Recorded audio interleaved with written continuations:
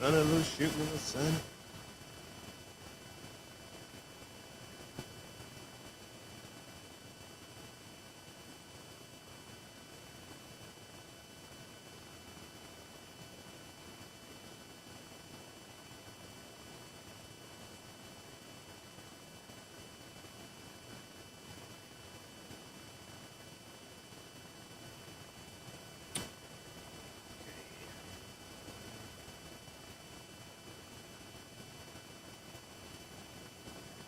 Um,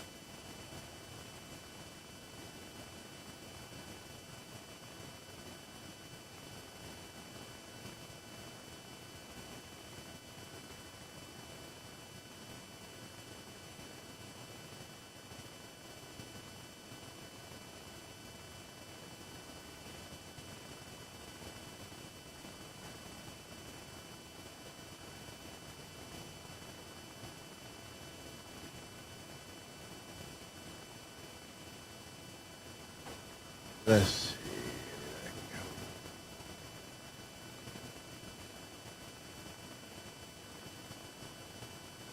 There are underlying problems in the economy, but he did have some pretty significant deregulation in the energy sector. He did pass some very significant corporate tax cuts, and I think those things were very good for business. So kind of a mix of both. But that's the starting point of 2020. Donald Trump bragging, he brag about the lowest African-American unemployment, the lowest Latino unemployment, and how great the economy was and how he's doing all these great things. He was poised to have an excellent shot at being reelected.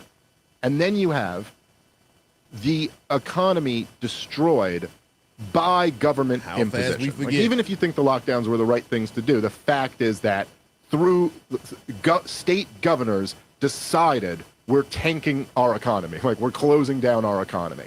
And then you had a summer full of the biggest riots of my lifetime, which were sponsored not only financially, where you had big, powerful groups paying bail for rioters to get out of jail, but also just completely backed by the entire corporate press.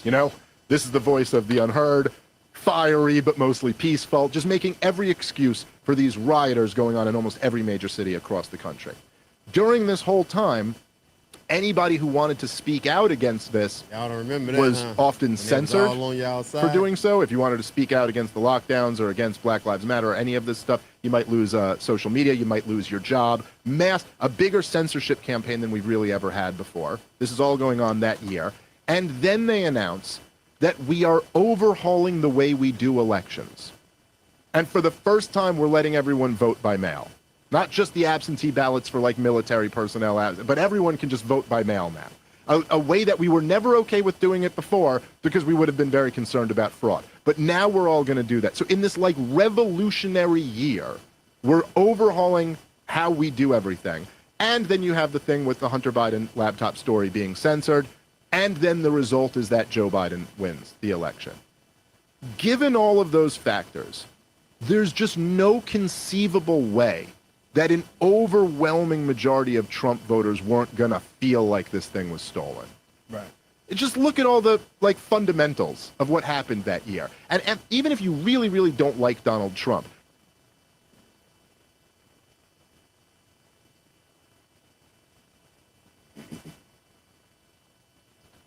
free that man.